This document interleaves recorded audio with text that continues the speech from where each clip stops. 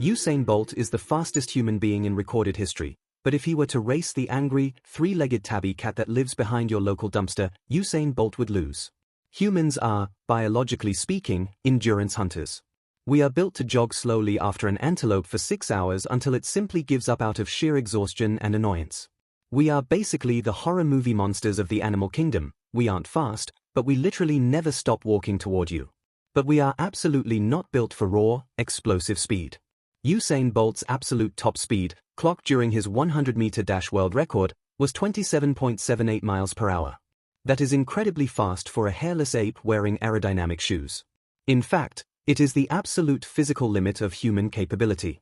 But an average domestic house cat, a creature that spends 80% of its life unconscious and the other 20% aggressively licking plastic grocery bags, can reach a top speed of 30 miles per hour.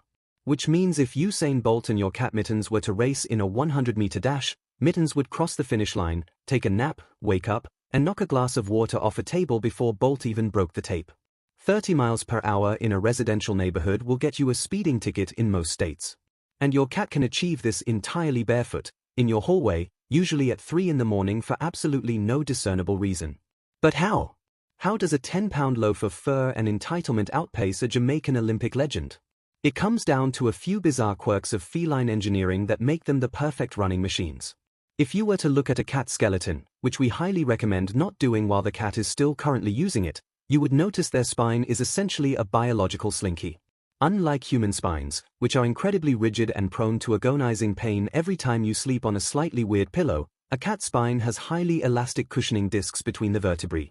This allows them to compress and extend their entire bodies like a massive, furry rubber band.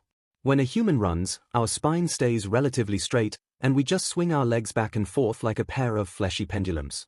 But when a cat runs, its hind legs extend far past its tail, and its front legs reach way out in front. It stretches its spine to the absolute maximum, and then violently snaps it back together, bringing its back paws completely in front of its front paws. For a brief moment during every single stride of this full sprint cycle, the cat is completely airborne. It is essentially flying, touching the ground only briefly to propel itself forward into the air again. Then there is the collarbone. Humans have collarbones that strongly connect our arms to our skeleton. This gives us the structural stability needed to throw heavy objects or do push-ups, which you probably haven't done since high school. Cats, on the other hand, just collectively decided millions of years ago that collarbones were a waste of space. Their collarbones are tiny, vestigial, and entirely free-floating. They are buried in muscle rather than being rigidly attached to other bones. This means a cat's shoulders aren't restricted by a skeletal connection at all. Their front legs have a massive, almost unsettling range of motion, allowing for incredibly long strides. More stride length equals more distance covered per leap, which equals a higher top speed. But speed means nothing without traction. A car going 30 miles per hour needs specialized rubber tires to grip the road, otherwise it just spins out. Cats have claws that they use as built-in, retractable track spikes. Dogs have claws too, of course, but dog claws are constantly out, blunting themselves against the pavement every time they walk.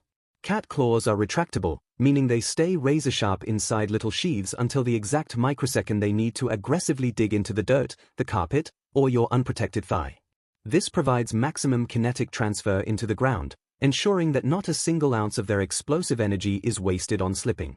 So, you have a creature with a slinky for a spine, disconnected shoulders, and switchblades on its toes. Please pause and subscribe to this almost dead YouTube channel. Thank you. Now, you might logically be thinking, if cats are this incredibly fast, why aren't they used for racing?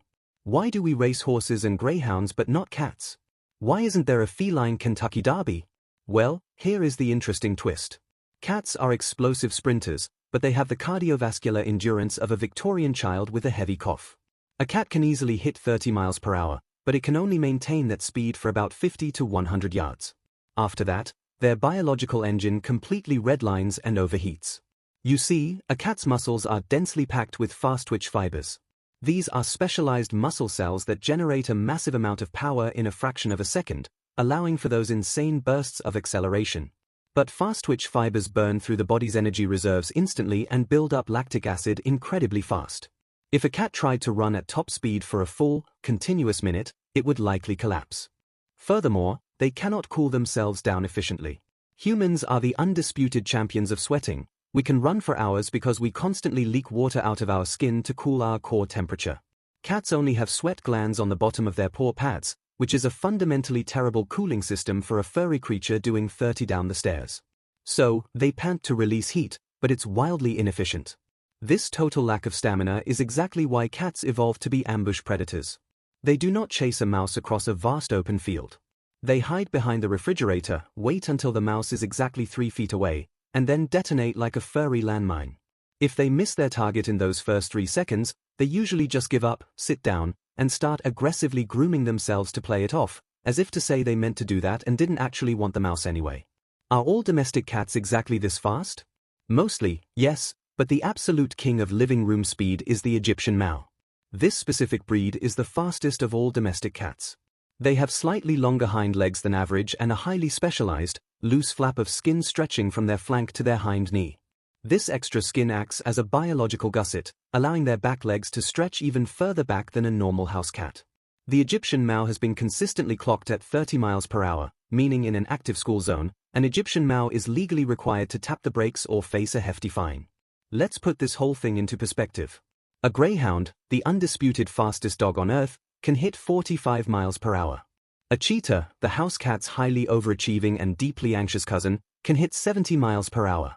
But relative to its body size, the standard issue house cat is an absolute marvel of physics. If a house cat were scaled up to the size of a fully grown human, its top speed would be mathematically terrifying. But thankfully, they are only 10 pounds, because if they were any bigger, you wouldn't be their owner, you would be their appetizer. The next time you see your cat sleeping on a pile of warm, freshly folded laundry, looking like the laziest, softest creature to ever grace the planet, just remember what is mechanically hiding under all that fluff. You are cohabitating with an apex predator. A highly tuned, coiled spring of biological perfection that possesses the biomechanical superiority to utterly embarrass the fastest, most highly trained human athletes on Earth. They just choose not to do it, because getting up would require energy, and the food bowl is already full. So, respect the cat, because the only thing keeping you at the top of the food chain is their profound lack of motivation.